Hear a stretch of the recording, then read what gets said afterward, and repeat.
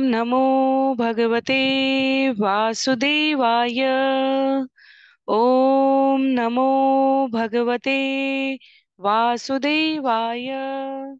ओम नमो भगवते वासुदेवाय।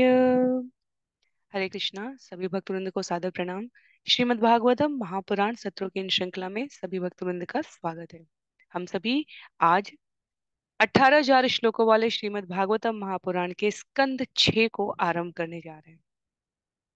हमारे अध्ययन का स्रोत अंतर्राष्ट्रीय कृष्ण भावनामृत संघ के संस्थापक आचार्य कृष्ण कृपामूर्ति श्री श्रीमद् अभय चरणारविंद भक्ति वेदांत स्वामी श्रील प्रभुपाद द्वारा लिखित सुंदर तात्पर्यों का संकलन है। श्रील प्रभुपाद की लिखी ये पुस्तकें हमारे इस पूरे सत्र के प्रत्येक विषय के लिए सबसे प्रामाणिक स्रोत है, मार्गदर्शक है। स्कंद 6 जिसमें 19 अध्याय हैं और जिसमें कथा कहानियां प्रमुखता से हैं, संकलन है उन विभिन्न विषयों का, उन विभिन्न भक्तों का, उन विभिन्न कथाओं का जो हमें श्रीमद् भागवतम की मानव जीवन में सामान्य परक उपयोगिता को स्पष्ट करती हैं, जिससे मनुष्य अपने जीवन के चरम लक्ष्य उद्देश्य को प्राप्त कर सके। स्कंद 6 में हमें अजामिल की कथा दिखेगी। हमें प्रजापति दक्ष द्वारा नारद मुनि को श्राप किन स्थिति और परिस्थितियों में दी गई उसकी कथा मिलेगी। हमें इंद्र द्वारा गुरु बृहस्पति के अपमान के बारे में श्रवण करने को मिलेगा। नारायण कवच का उल्लेख इसी श्रीमद् भागवतम के छठे स्कंद में है। वृतासुर राक्षस का उद्भव होगा और वृतासुर को मारने के लिए देवताओं और वृतासुर के मध्य युद्ध का यहाँ पर वर्णन है। वृतासुर से दिव्य ज्ञान, उसके दिव्य गुणों का, उसकी यशस्वी मृत्यु के बारे में हमें इस श्रीमद् भागवतम के छठे स्कंद में श्रवण करने को मिलेगा। राजा चित्रकेतु की कथा है। नारद मुनि द्वारा चित्रकेतु को उपदेश है अंगिरा मुनि की उपस्थिति में। माता पार्वती द्वारा चित्रकेतु को श्राप भी इसी स्कंद में आया है। तो एक प्रकार से यहाँ पर पूरी पृष्ठभूमि है कथाओं से परिपूर्ण, जिसमें शिक्षाओं का संकलन है। तो 19 अध्यायों से युक्त श्रीमद् भागवतम का ये छठा स्कंद हम लोग आज से आरंभ करने जा रहे हैं। आज के अध्याय का आज के स्कंद का जो पहला अध्याय है उसका नाम है अजामिल के जीवन का इतिहास। 68 श्लोकों वाले इस अध्याय की समाप्ति पर श्रीमद् भागवतम से अब तक के श्रवण किए गए कुल श्लोकों की संख्या 4,788 हो जाएगी। तो जैसा कि सत्रों का प्रारूप है, मंगलाचरण और उसके पश्चात एक एक श्लोक का वाचन, अनुवाद और भक्ति वेदांता स्वामी श्रील प्रभुपाद के तात्पर्य के प्रकाश में मार्गदर्शन में भक्तों के संग में हम इस विषय को श्रवण करने का प्रयास करेंगे। नारायणं नमस्कृत्य नरं चैव नरोत्तमं देवीं सरस्वतीं व्यासं ततो जयमुदीरयेत्। शृण्वतां स्वकथा कृष्ण पुण्यश्रवणकीर्तन यद्यन्तस्तो यभद्राणि विदुनोति सुयत्स्यताम्। नष्टप्रायेषु भद्रेषु नित्यं भागवत सेवया भगवत्युत्तमश्लोके भक्तिर्भवति नैष्टिकी। ॐ अज्ञानतिमिरान्धस्य ज्ञानाञ्जनशलाकया चक्षु उन्मीलितं येन तस्मै श्रीगुरुवे नमः। मूकं करोति वाचालं पङ्गुं लङ्घयते गिरिं यत्कृपातमहं वन्दे परमानन्दमाधवं। वाञ्छाकल्पतरुभ्यश्च कृपा सिन्धुभ्य एव च पतितानां पावनेभ्यो वैष्णवेभ्यो नमो नमः। जय श्री कृष्ण चैतन्य प्रभु नित्यानंद श्री अद्वैत गदाधर श्रीवासादि गौर भक्तवृंद। हरे कृष्णा कृष्ण कृष्ण हरे हरे, हरे राम राम राम हरे हरे। हरे कृष्णा कृष्ण कृष्ण हरे हरे, हरे राम राम राम हरे हरे। हरे कृष्णा कृष्ण कृष्ण हरे हरे, हरे राम राम राम हरे हरे। हरे कृष्णा। सभी भक्तवृंद को पुनः सादर प्रणाम। श्रीमद् भागवतम सत्रों की इन श्रृंखला में सत्र 328 में सभी भक्तों का स्वागत है। हम सभी आज स्कंद 6 आरंभ करने जा रहे हैं। स्कंद 6 अध्याय 1, जिसका नाम है अजामिल के जीवन का इतिहास। तो जिनके भी पास पुस्तक है, उन सभी से मेरा अनुरोध है, आप पुस्तक का प्रयोग करेंगे। अन्य सभी की सुविधा के लिए मैं यहाँ स्क्रीन पर श्लोक प्रस्तुत करूंगी। हम लोग इसका वाचन करेंगे और तत्पश्चात एक एक श्लोक को भक्ति वेदांता स्वामी श्रील प्रभुपाद के तात्पर्य के मार्गदर्शन में हम समझने का प्रयास करेंगे। स्कंद 6 अध्याय 1, अजामिल के जीवन का इतिहास। श्लोक संख्या 1। श्री परीक्षित उवाच निवृत्ति मार्ग कथित आदौ भगवता यथा क्रम योगोपलब्धेन ब्रह्मणा यद संसृति। महाराज परीक्षित ने कहा, हे प्रभु, हे शुकदेव गोस्वामी, आप पहले ही द्वितीय स्कंद में मुक्ति मार्ग, निवृत्ति मार्ग का वर्णन कर चुके हैं। उस मार्ग का अनुसरण करने से मनुष्य निश्चित रूप से क्रमशः सर्वोच्च लोक अर्थात ब्रह्म लोक तक ऊपर उठ जाता है, जहां से वह ब्रह्मा के साथ साथ आध्यात्मिक जगत वैकुंठ जाता है। इस तरह भौतिक जगत में जन्म मृत्यु का चक्र समाप्त हो जाता है। महाराज परीक्षित यहाँ पर सुखदेव गोस्वामी से संवाद के मध्य संवाद चल रहा था ब्रह्मांड की रचना को समझने का, जिसे हमने स्कंद 5 के अंतिम कुछ अध्यायों में विस्तार पूर्वक श्रवण किया है। यदि हम सभी को स्मरण हो तो स्कंद 5 जहाँ पर आरंभ होता है, वहां महाराज प्रियव्रत का चरित्र बताया गया था। महाराज प्रियव्रत की वंशावली बताई गई थी। महाराज प्रियव्रत की वंशावलियों के क्रम में अलग अलग द्वीपों के वर्गीकरण, उनके मध्य के सागर के विभागों, द्वीपों के उप विभागों, उसके पश्चात शिशुमार ग्रह मंडल से पुच्छ से लेकर सर तक, शिखर तक लोकों की, भौतिक लोकों की स्थिति के बारे में बताया गया। सूर्य की गणना और गति के बारे में बताया गया। सूर्य की अन्य ग्रहों से दूरी के बारे में बताया गया। अनंत शेष की महिमा बताई गई। विभिन्न प्रकार के नरकों का वर्णन किया गया। और विस्तार पूर्वक इस कथा के पश्चात जब सुखदेव गोस्वामी ने अंत में महाराज परीक्षित द्वारा पूछे जाने पर सभी लोकों की और जीवों की गतियों के बारे में वर्णन कर दिया है, तब यहाँ स्कंद 6 के प्रथम अध्याय के प्रथम श्लोक में महाराज परीक्षित स्मरण कर रहे हैं कि निवृत्ति मार्ग तो अपने स्कंद 2 में, जहाँ 10 अध्याय थे, जहाँ ब्रह्मा जी की उत्पत्ति के बारे में, ब्रह्मा जी और नारद मुनि के संवाद के बारे में, इस सृष्टि के चक्र के नियमन के बारे में, विराट पुरुष के बारे में विस्तार पूर्वक वर्णन किया गया है। महाराज परीक्षित कहते हैं कि वो श्रवण करने मात्र से जीव ब्रह्मलोक तक ऊपर उठ जाता है और ब्रह्मा के साथ साथ आध्यात्मिक जगत जाता है। वहां पहुंचने के पश्चात भौतिक जगत का मृत्यु, जिन मृत्यु का चक्र समाप्त हो जाता है। ब्रह्मलोक जाने के पश्चात नहीं, वैकुंठ जाने के पश्चात जन्म मृत्यु का चक्कर समाप्त हो जाता है। तो वास्तव में महाराज परीक्षित यहाँ क्या करना चाह रहे हैं?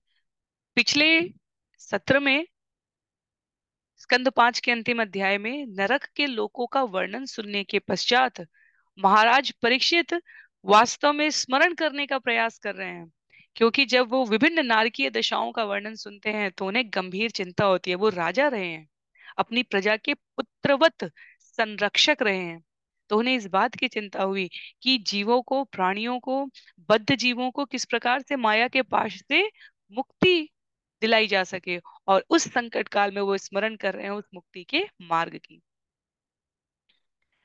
सुखदेव गोस्वामी वास्तव में महाराज परीक्षित के इस भाव को भली भांति समझते हैं। ये हमें आगे के श्लोकों के जो दशा जाएगी, जो दिशा जाएगी, उससे स्पष्ट हो जाएगा। तो महाराज परीक्षित वास्तव में बहुत ही चिंतित हो गए हैं यहाँ पर इतनी नारकीय यातनाओं को भोगने के बजाय जीव को भक्ति के, मुक्ति के मार्ग पर कैसे अग्रसरित किया जाए।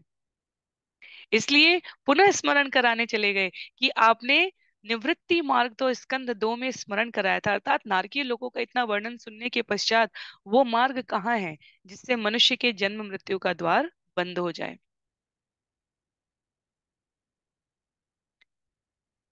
श्लोक संख्या 2 में इस विषय को आगे बढ़ाते हुए महाराज परीक्षित कहते हैं, प्रवृत्ति लक्षण चैव त्रैगुण्य विषयो मुने, यह असौ अलीन प्रकृते गुण सर्ग पुनः पुनः। हे मुनि सुखदेव गोस्वामी, जब तक जीव प्रकृति के भौतिक गुणों के संक्रमण से मुक्त नहीं हो लेता, वह विभिन्न प्रकार के शरीर प्राप्त करता है जिनमें वह आनंद या कष्ट पाता है, और शरीर के अनुसार उसमें विभिन्न अभिरुचियां होती हैं। इन अभिरुचियों का अनुसरण करने से वह प्रवृत्ति मार्ग से होकर गुजरता है, जिससे वह स्वर्गलोक तक ऊपर जा सकता है, जैसा कि आप पहले तृतीय स्कंद में वर्णन कर चुके हैं। तो स्कंद 1 में जो पृष्ठभूमि तैयार हुई है, स्कंद 2 में मुक्ति मार्ग बताया गया है, स्कंद 3 में प्रवृत्ति मार्ग के द्वारा जीव कैसे उच्च लोकों को जा सकता है, अनेकों कथाओं में उसका वर्णन किया गया है। तो प्रवृत्ति मार्ग और निवृत्ति मार्ग क्या होते हैं?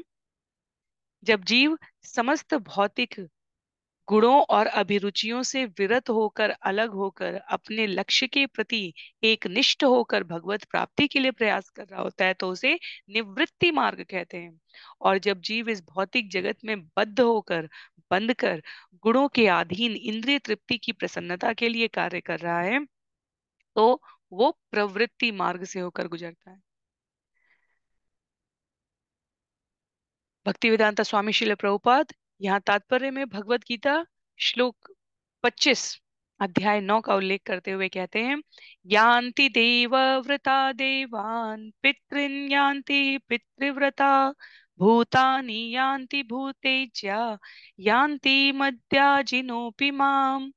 जो लोग देवताओं की पूजा करते हैं वे देवताओं के बीच जन्म लेंगे, जो लोग भूत प्रेतों की पूजा करते हैं वे उन्हीं के बीच जन्म लेंगे, जो लोग पितरों की सेवा करते हैं, पितरों की पूजा करते हैं, वे पितरों के पास जाते हैं, और जो लोग मेरी पूजा करते हैं वे मेरे साथ निवास करते हैं। तो भगवत गीता में भगवान के स्पष्ट सीधे नीति निर्देशक तत्व हैं, ये करने से ये होगा और ऐसा करने से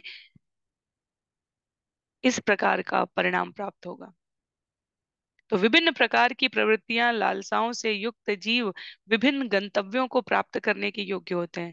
इस भौतिक जगत का भी बिल्कुल यही नियम है, जिस प्रकार का श्रम करेंगे उस प्रकार का परिणाम प्राप्त होगा। एक ही कक्षा में पढ़ने वाले विद्यार्थी अलग अलग परिणाम को प्राप्त करते हैं। अपवादों की बात नहीं की जा रही है, अपवाद भगवान हमेशा सुरक्षित रखते हैं, उनकी रक्षा करना भगवान का दायित्व है। पर जो सामान्य भौतिक नियम है, कर्म करना और उसका परिणाम है, उसके अनुसार ये गति होती है। कर्म की गति वास्तव में बहुत गूढ़ होती है। यदि हम विचार करें, जीव कर्म करके भूल सकता है पर कर्म कभी जीव को नहीं भूलता। श्रील प्रभुपाद मध्य लीला चैतन्य चरितमृत अध्याय 19 श्लोक संख्या 51, 151 का उल्लेख करते हुए यहाँ पर तात्पर्य में कह रहे हैं, चैतन्य महाप्रभु ने कहा है, ब्रह्मांड भ्रमिते को न भाग्यवान जीव, गुरु कृष्ण प्रसादे पाए भक्ति लता बीज। सारे जीव अपने अपने कर्मों के अनुसार सारे ब्रह्मांड में भ्रमण करते रहते हैं। उनमें से कुछ उच्च लोकों को जाते हैं तो कुछ अधो लोकों को प्राप्त होते हैं। ऐसे करोड़ों भ्रमण कर रहे जीवों में से जो अति भाग्यशाली होता है, उसे कृष्ण कृपा से प्रामाणिक गुरु की संगति करने का सुअवसर प्राप्त होता है। ऐसा व्यक्ति कृष्ण तथा गुरु दोनों ही की कृपा से भक्ति रूपी लता का बीज प्राप्त करता है, तो अत्यंत भाग्यशाली को। अन्यथा सारे ब्रह्मांड में अपने अपने कर्मों के अनुसार जीव गति कर रहा है, कभी उच्चतर लोक में जा रहा है, कभी निम्न लोकों को प्राप्त कर रहा है। ये भव सागर का रोग है, भव रोग कहते हैं इसे। और ये प्रवृत्ति मार्ग कहलाता है। जैसे भोग कर, जैसा कर्म किया वैसा भोग रहे हैं। जो बुद्धिमान जीव हैं, जो भौतिक जगत में भ्रमण करने के बजाय भगवत धाम जाने को अपने जीवन का ध्येय मानकर प्रयास कर रहे होते हैं, वे निवृत्ति मार्ग को ग्रहण करते हैं। तो श्लोक संख्या 3 में महाराज परीक्षित इस संबंध में आगे कहते हैं, अधर्म लक्षणानाना नरकाश्चानुवर्णिता मन्वन्तरश्च व्याख्यात आद्य स्वयं भुवो यत। आपने नारकीय जीवन की उन विविध योनियों का भी वर्णन किया है जो पाप कार्यों से फलित हैं, और आपने प्रथम मनवंतर का वर्णन, चतुर्थ स्कंद में प्रथम मनवंतर का भी वर्णन किया है, जिसकी अध्यक्षता ब्रह्मा के पुत्र स्वयंभुव मनु ने की थी। तो स्कंद 2 में निवृत्ति मार्ग है, स्कंद 3 में प्रवृत्ति मार्ग है, और स्कंद 4 में स्मरण कर रहे हैं महाराज परीक्षित प्रथम मनवंतर ब्रह्मा के पुत्र स्वयंभुव मनु द्वारा और उनके आगे आने वाले वंशजों द्वारा जो कार्यकलाप किए गए हैं उसका भी वर्णन कर दिया। क्यों स्मरण कर रहे हैं? वो अपनी स्मृति को इस प्रकार पुनर्जीवित करके प्राणी मात्र को इस पूरी ज्ञान भक्तिमय कथा का दिशा निर्धारण समझने में सहयोग कर रहे हैं। श्लोक संख्या 4 और 5 में उल्लिखित है, प्रिय व्रतोत्तान पादो वंश तच्चरितानि च द्वीपवर्ष समुद्रादि नदी उद्यान वनस्पतीन धरामंडल संस्थानम भागलक्षण मानत ज्योतिषां विवराणाम च यत् इदं सृजद्विभिः। हे प्रभु, आपने राजा प्रियव्रत तथा राजा उत्तानपाद के कुलों तथा गुणों का वर्णन किया है। पूर्ण पुरुषोत्तम भगवान ने इस भौतिक जगत की रचना विविध ब्रह्मांडों, लोकों, ग्रहों तथा नक्षत्रों, विविध भूभागों, समुद्रों, नदियों, उद्यानों तथा वृक्षों से की, जिनके लक्षण भिन्न भिन्न हैं। ये इस धरा लोक आकाश के प्रकाश पिंडों तथा अधोलोकों में विभाजित है। आपने इन लोकों का तथा इनमें रहने वाले जीवों का बहुत ही स्पष्ट वर्णन।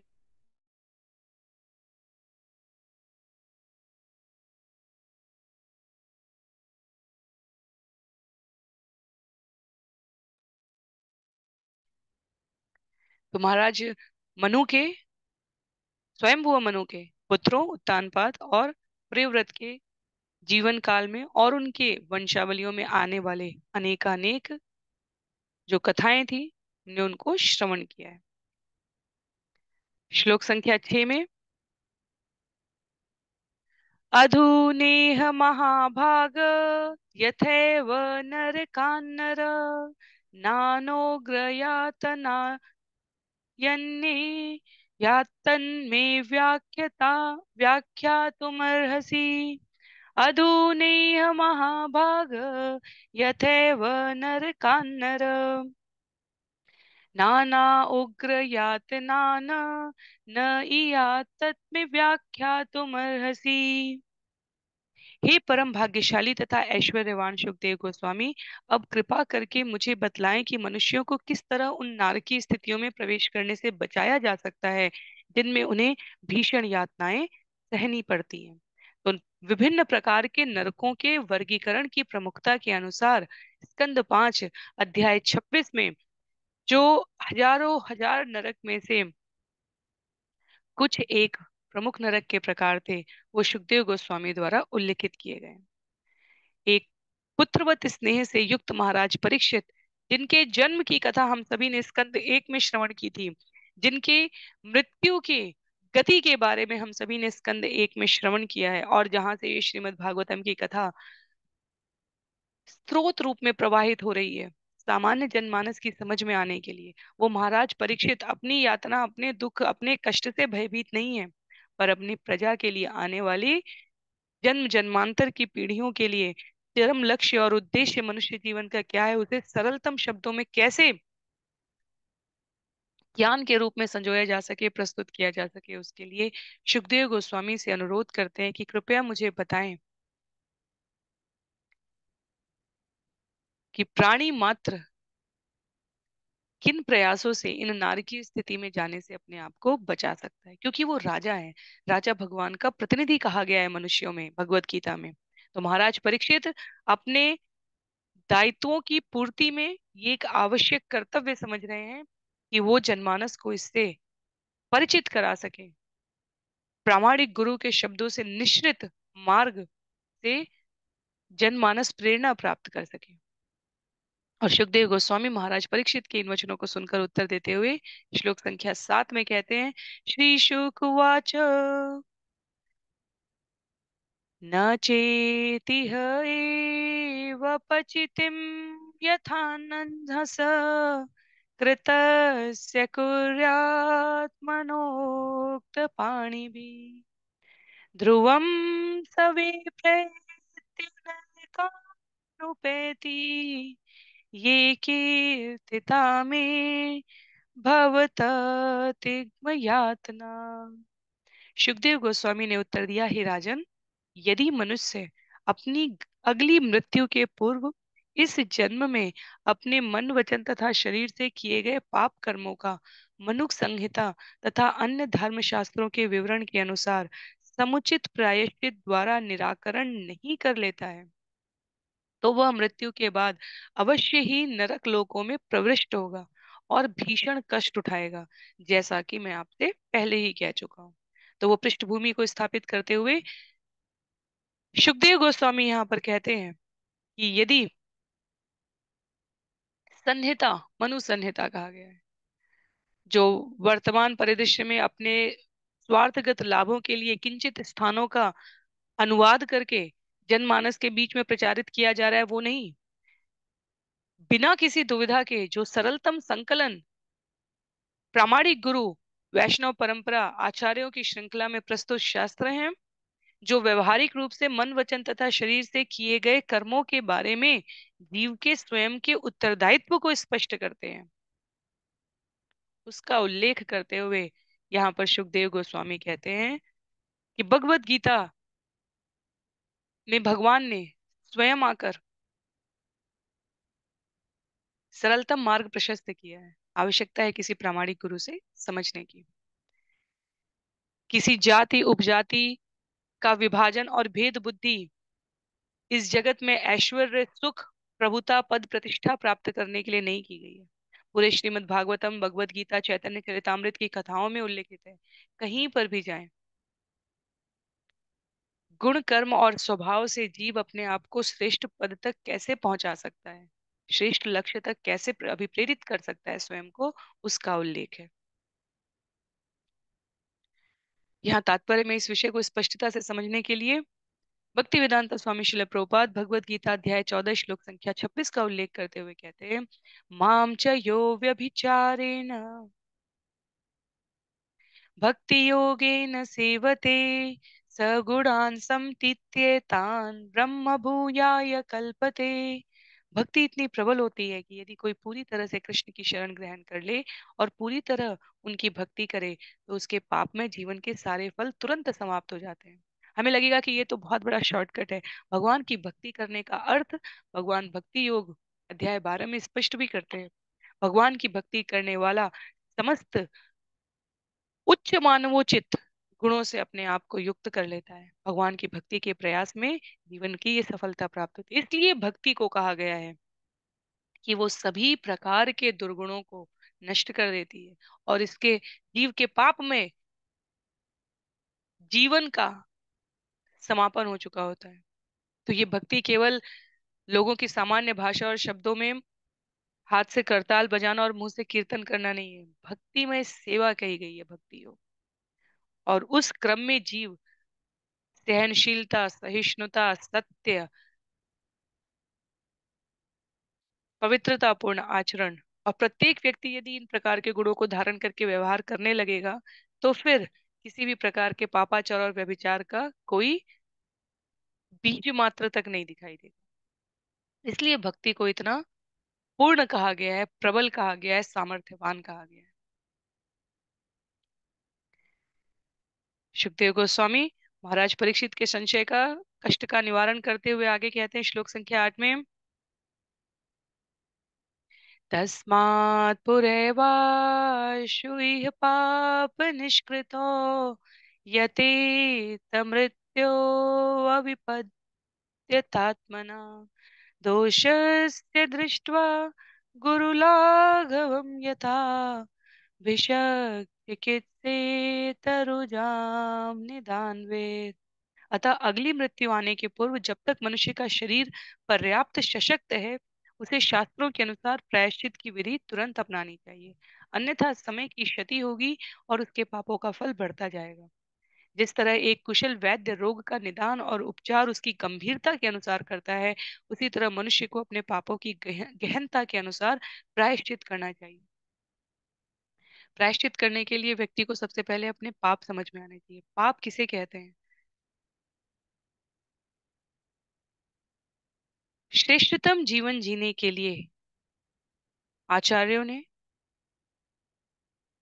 भगवत निर्देशों को शास्त्रों में संकलित किया गया है, जिसे प्रामाणिक गुरु के मार्गदर्शन में श्रवण करके मनुष्य को जीवन यापन करना चाहिए। जो शास्त्र सम्मत नहीं है, जो उच्च मानवोचित जीवन व्यवहार के गुणों से युक्त नहीं है, ऐसे कृत्यों को करना पाप कहा गया है। प्रकृति में पाप और पुण्य दोनों के अनुसार परिणाम संकलित है। अपने पाप के लिए परिणाम प्राप्त करने पर हम भगवान को दोष नहीं दे सकते, प्रारब्ध को दोष नहीं दे सकते। पुण्यों को जब हम सुखमय परिणाम के रूप में फलित होते हुए देखते हैं, तब भी हम स्वयं को अहंकार से, मद से गर्वित होकर श्रेय नहीं दे सकते, क्योंकि पाप और पुण्य का विधान प्रकृति में निहित है। शास्त्र सम्मत कर्मकांडीय कृत्य करके व्यक्ति पुण्य का भागी बनेगा और शास्त्र निषिद्ध कार्य करके व्यक्ति पाप का भागी बनेगा। भक्ति पाप और पुण्य दोनों से ऊपर की चीज है।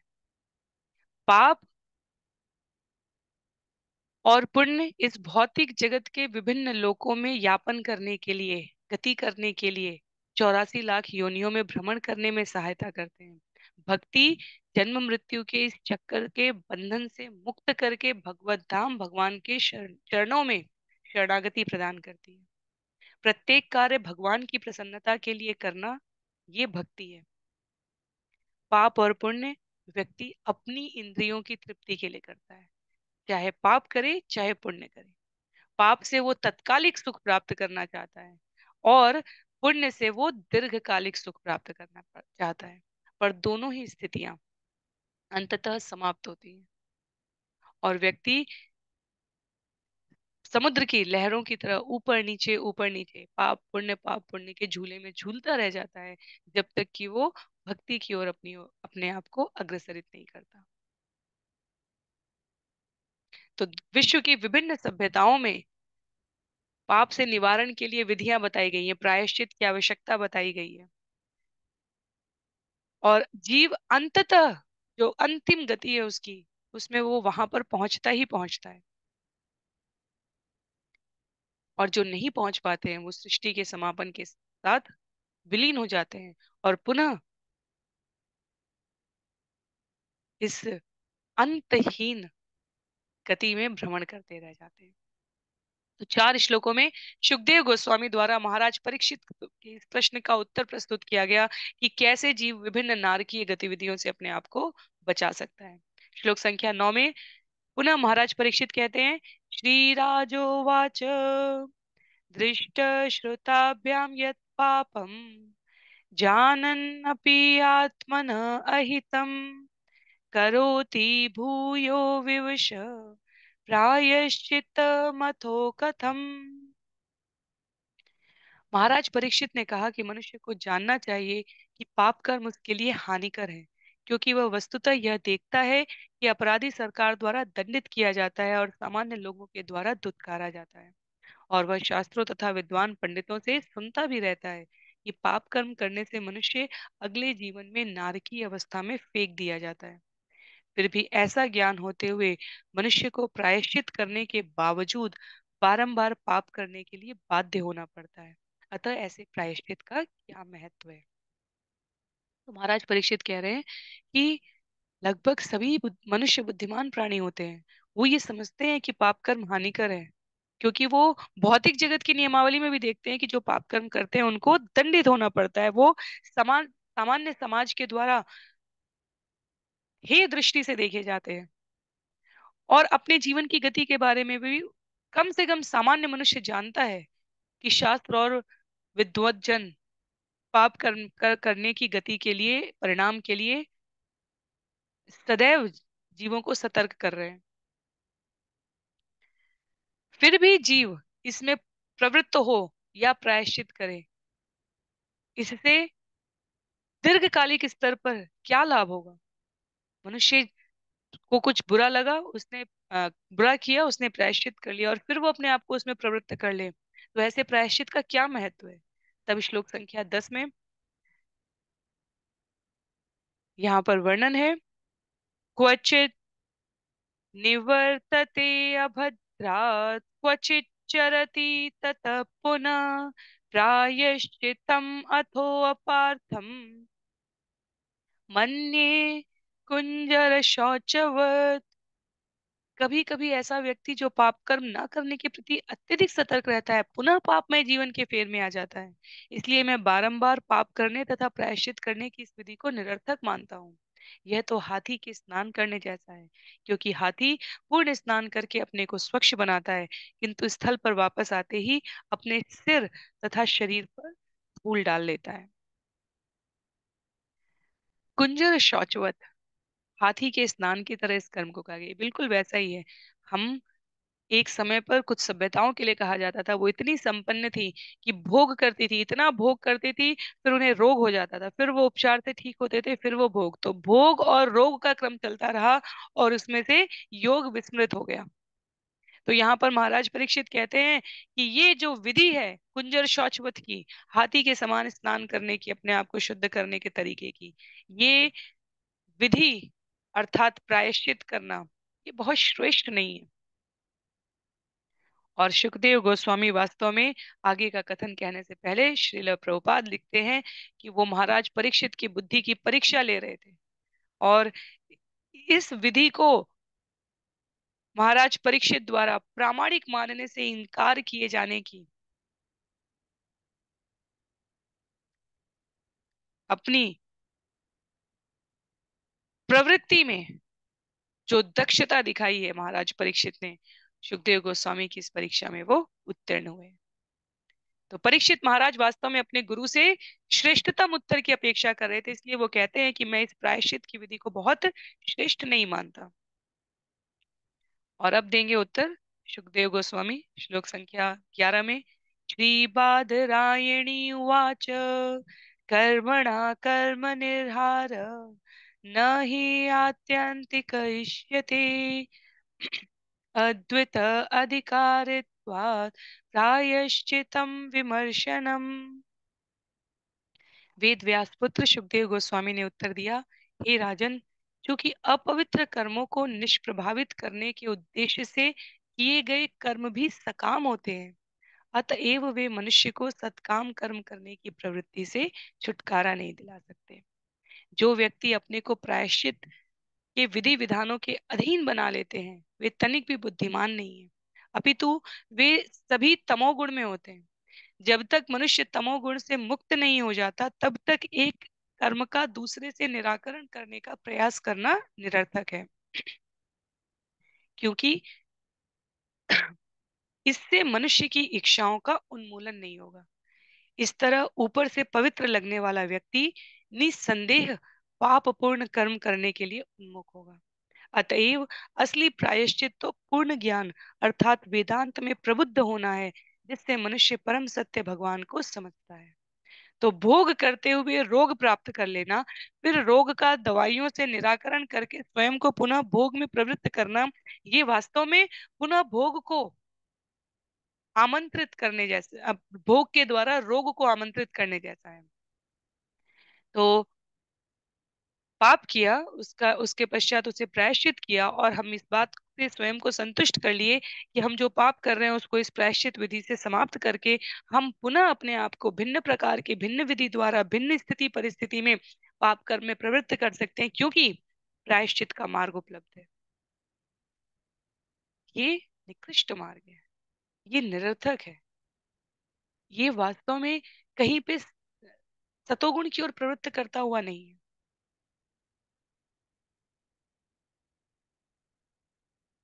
तत्क्षण केवल प्रायश्चित कर लेना मात्र निदान नहीं है, गंभीरता पूर्वक अपने आप को उस प्रवृत्ति में पुनः अनुरक्त नहीं करने का कोई प्रमाण नहीं है।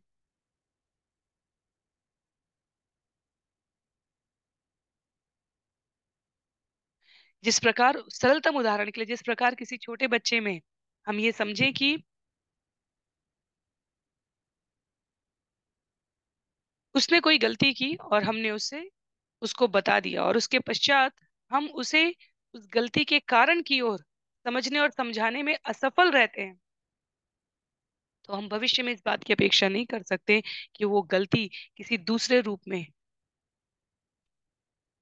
उस छोटे अबोध शिशु द्वारा, बच्चे द्वारा पुनरावृत्ति नहीं की जाएगी। कारण समझना आवश्यक है, रोग का कारण समझना आवश्यक है।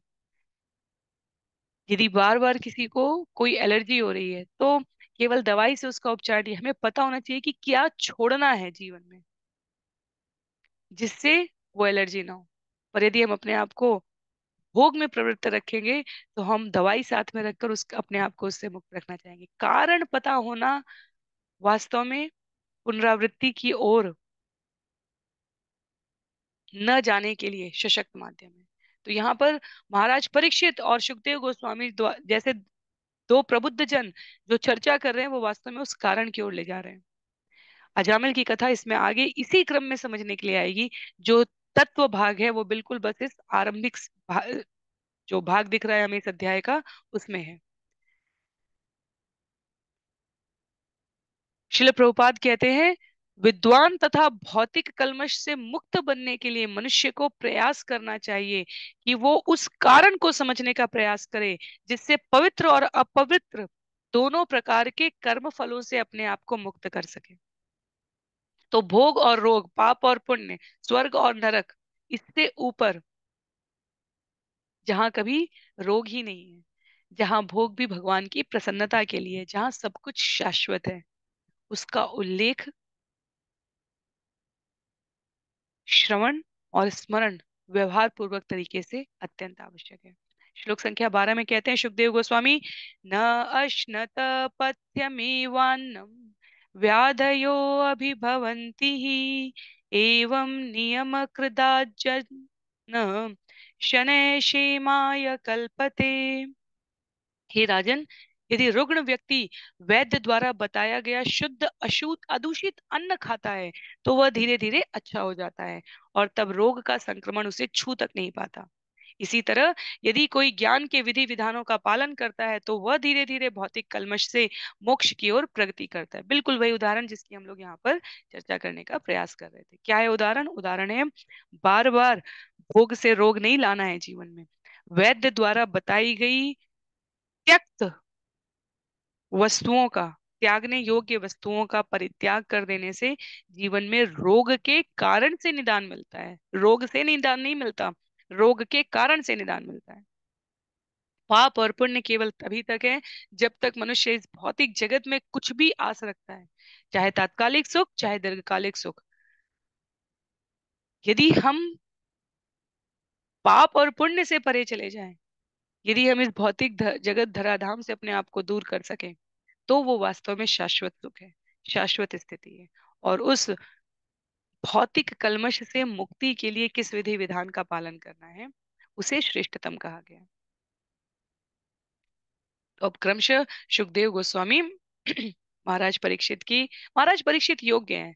महाराज परीक्षित की योग्यता में कोई संशय नहीं है। महाराज परीक्षित की जिज्ञासा सामान्य जन के लिए, तो उसका उत्तर क्रमशः अब धीरे धीरे खोल रहे हैं।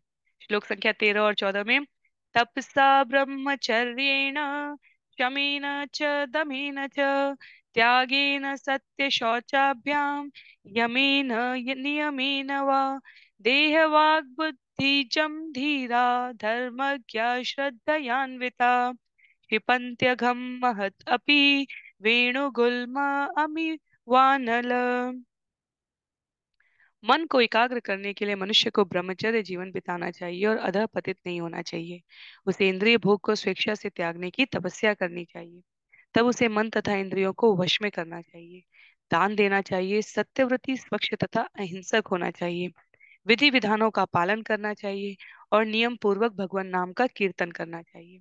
इस तरह धार्मिक सिद्धांतों को जानने वाला धीर तथा श्रद्धावान व्यक्ति अपने शरीर, वचन तथा मन से किए गए सारे पापों से अस्थायी रूप से शुद्ध हो जाता है।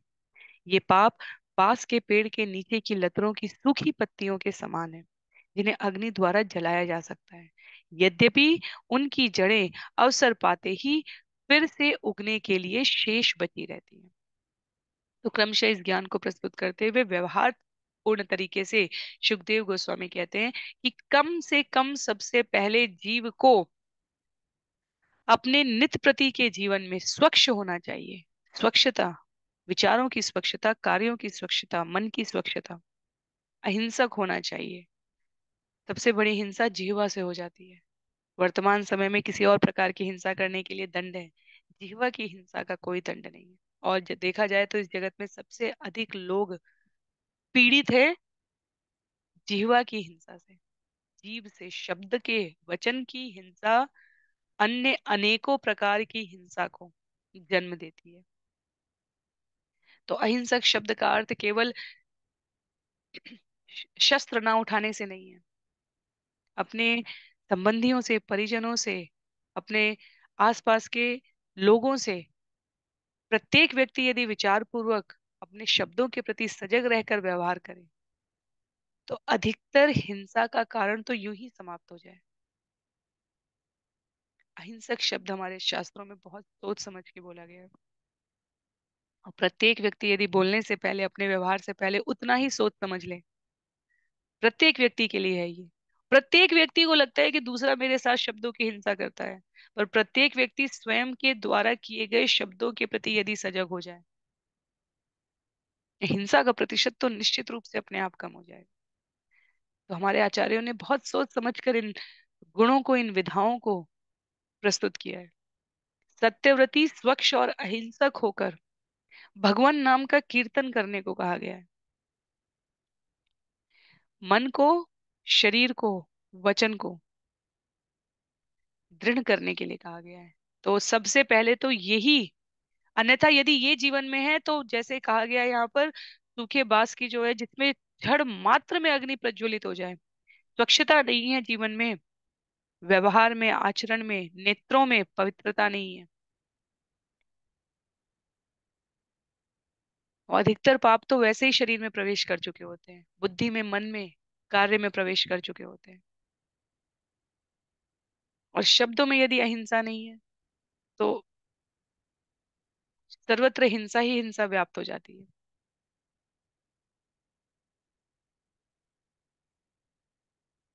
तो आरंभ कर रहे हैं सुखदेव गोस्वामी यहाँ पर बताते हुए कि व्यवहारिक रूप से सबसे पहले क्या करना है। और हिंसा ना करते हुए जीवा का कार्य है शब्द, शब्द मनुष्य को भगवान ने वाक शक्ति दी है, बोलने की शक्ति दी है, तो क्या करने के लिए? तो पहले भगवान नाम का कीर्तन करने के लिए। भगवान और भगवान का नाम भिन्न नहीं है।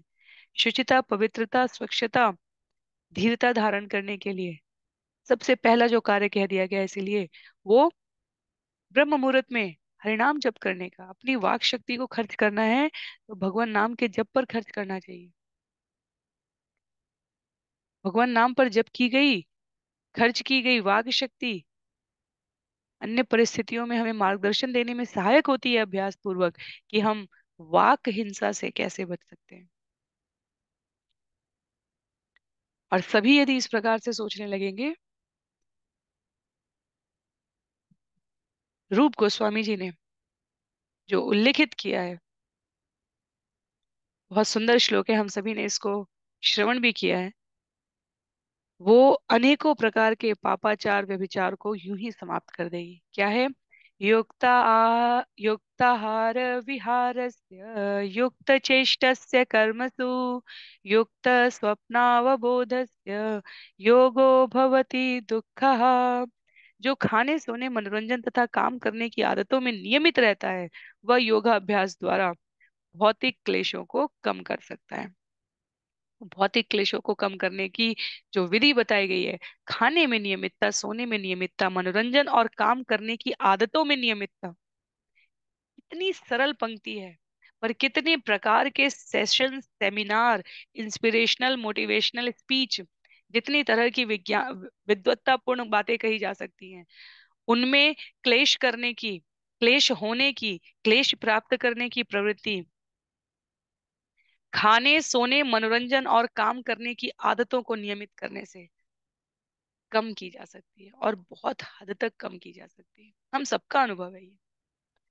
तो आरंभ कर रहे हैं सुखदेव गोस्वामी ये कहते हुए कि जीवन को किस प्रकार नियमित किया जाए। केचित् केवलया भक्त्या वासुदेव परायणा अघधुन्वन्ति कार्त्स्नेयन् निहारम् इव भास्कर। कोई विरला व्यक्ति ही जिसने कृष्ण की पूर्ण शुद्ध भक्ति को स्वीकार कर लिया है, उन पाप पूर्ण कार्यों के खरपतवार को समूल नष्ट कर सकता है, जिनके पुनर्जीवित होने की कोई संभावना नहीं रहती। वह भक्ति योग संपन्न करके इसे कर सकता है, जिस तरह सूर्य अपनी किरणों से कोहरे को तुरंत उड़ा देता है।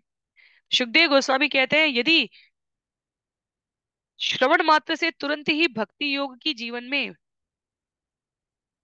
प्रवृत्ति विकसित हो जाए और उस पर दृढ़ता पूर्वक रहा जाए, तो खरपतवार जीवन के समूल नष्ट हो जाते हैं। अन्यथा ज्यादातर लोग, उन्होंने कहा है, विरला भक्त ही समूल नष्ट कर पाता है, अन्यथा लगभग सभी अपने जीवन में किसी न किसी प्रकार का खरपतवार अर्थात पापपूर्ण प्रवृत्ति किसी न किसी रूप में धारण करते ही रहते हैं। लेकिन भक्ति मार्ग पर अग्रसरित प्रयास में अपने आप को विचलित नहीं करना है। तो यदि भक्ति में रुचि नहीं आएगी, तो निश्चित रूप से पापपूर्ण इच्छाएं पुनः प्रकट होंगी। इसका प्रमाण है, इसका प्रमाण वास्तव में स्वयं अजामिल की कथा है, जिसे आगे सुखदेव गोस्वामी वर्णन करने जा रहे हैं। उस विषय को हम समझ सके, इसके लिए ये पूरी पृष्ठभूमि तैयार की जा रही है, क्योंकि कई बार ये प्रश्न आएगा जीवन में। जिन्हें भी अजामिल की कथा पता है वो कहते हैं कि यदि अजामिल की तरह जीवन जी लिया और फिर भगवान का नाम ले लिया तो मुक्ति और भक्ति प्राप्त हो जाएगी। इसके लिए अजामिल की कथा, वो पृष्ठभूमि समझनी आवश्यक है। भक्ति आरंभ की जीवन में, अध्याय 7 भगवत गीता में भी इसका उल्लेख है। भक्ति आरंभ की जीवन में हमने, और फिर हम उस मार्ग से हट गए। दीर्घकामी और अल्पगामी योगी की क्या गति होती है, अर्जुन द्वारा प्रश्न किए जाने पर भगवान ने उसका उत्तर दिया है। यहाँ सुखदेव गोस्वामी उसे पुनः प्रस्तुत कर रहे हैं। तो अपने जीवन में, व्यवहार में, आचरण में, अपनी स्मृति में, अपने कार्यों के परिणाम स्वरूप हमें जो देखने का अभ्यास करना चाहिए, वो हम स्वयं को भक्ति में प्रवृत्त कर पा रहे हैं या नहीं।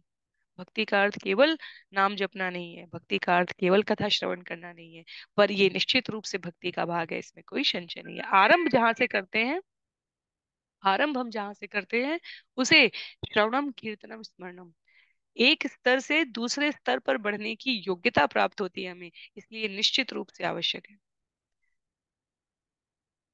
ज्ञान का अनुशीलन करने मात्र से यदि जीवन में हम पापपूर्ण प्रवृत्ति से बच सके,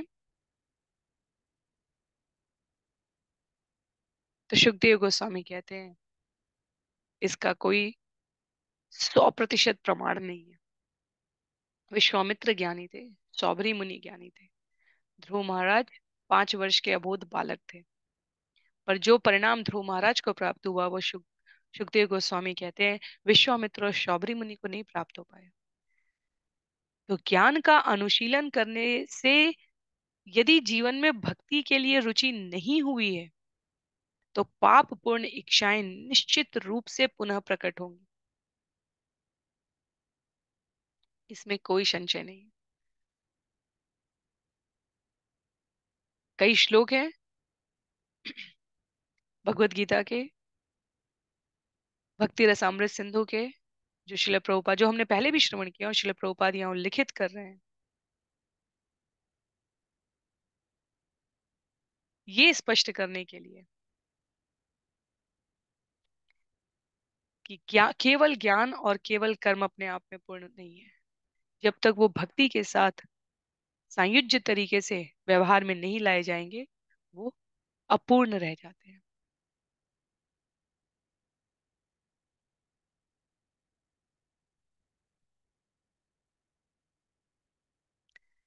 आगे विषय को पुनः अ, क्रम में लाते हुए, क्यों इसे अपूर्ण कहा गया है, सुखदेव गोस्वामी श्लोक संख्या 16 में कहते हैं, न तथा ह्यघवान् राजन् भूयेत तप आदिभिः यथा कृष्णार्पित प्राण तत्पुरुष निषेवया।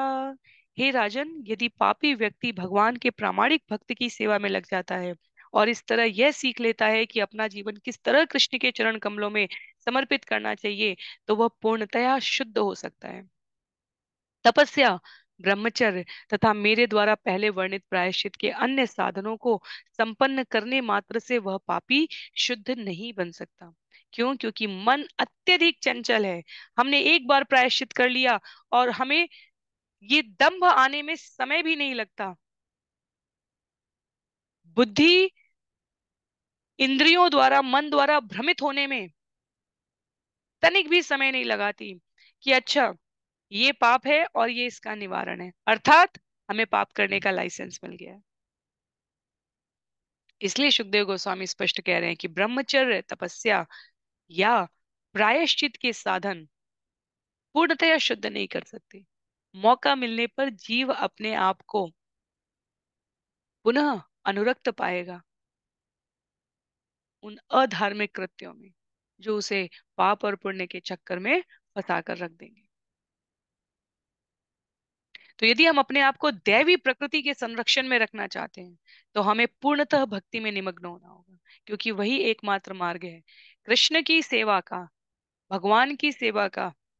और भगवान अपनी सेवा करके या करवा के प्राणी मात्र से किसी प्राणी मात्र कोई उपकार नहीं कर रहा है उनके ऊपर। पूर्णता को प्राप्त करने की यदि हम अभिलाषी हैं, तो हमें पूर्णत्व के स्रोत को देखना होगा, और पूर्ण पुरुषोत्तम भगवान श्री कृष्ण वो आदि स्रोत है। यहाँ तुलना की है श्रील प्रभुपाद ने, कहते हैं, जैसे सूर्य प्रकाश की पहली झलक पाते ही कोहरा दूर दूर हो जाता है, उसी तरह शुद्ध भक्त की सेवा प्रारंभ करते ही पाप फल स्वतः नष्ट हो जाते हैं। पूरे श्रीमद् भागवतम, पूरे समृद्ध वैदिक शास्त्र में ऐसा कोई उदाहरण नहीं है जहां पर जीव ने किसी शुद्ध भक्त की सेवा की हो, उसकी कृपा प्राप्त की हो। शुद्ध भक्त सेवा लेने के लिए लालायित नहीं होते हैं। शुद्ध भक्त इस संदर्भ में यहाँ पर कहे गए हैं क्योंकि वो पूर्णतया भगवान की सेवा में लगे होते हैं। तो शुद्ध भक्त वो माध्यम है जिसके मार्गदर्शन में, जिसके सानिध्य में जीव भगवत सेवा शुद्धता और पूर्णता के साथ कर सके, इसकी प्रेरणा प्राप्त करता है। शुद्ध भक्त अपनी सेवा नहीं करवाते हैं। राधा रानी परम वैष्णव, भक्ति की सर्वोच्च शिखर में कही जाती है। और राधा रानी की प्रसन्नता किसमें है? जब जीव अपने आप को भगवान की सेवा में अर्पित करता है। अनेकानेक अष्ट सखियों के अपने अनेकानेक अष्ट सखी दल है, और शास्त्र में वर्णन आता है उसका, हमारे गोस्वामी उसका उल्लेख करते हुए कहते हैं सभी भगवान की प्रसन्नता के लिए कार्य कर रहे हैं।